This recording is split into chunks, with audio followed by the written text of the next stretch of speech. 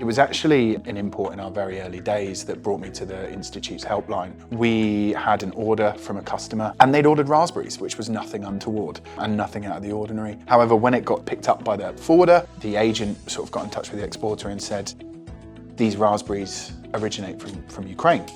And we thought, well, why is that a problem? And of course, the conflict had gone on. The EU and the UK had passed a lot of very fast legislation to say that purchasing from Ukraine came with some needs to verify that the goods had not been purchased from Russian-controlled parts.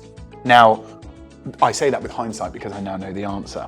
But when the freight forwarder, my exporter, got in touch and said they're not letting us move the goods because the raspberries are from Ukraine, that was all the information I had. So I'm sat there Googling and then I just suddenly thought, well, why don't I give the Institute a call? 2-3 hours later, I've spoken to the helpline, they've called me back.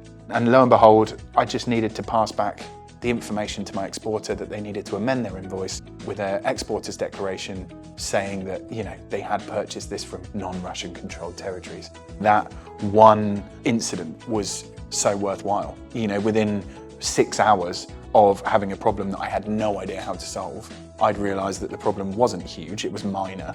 We'd had alterations made and there was no hold up whatsoever and the delivery wasn't late. So in terms of my whole experience using the helpline, I couldn't recommend it enough.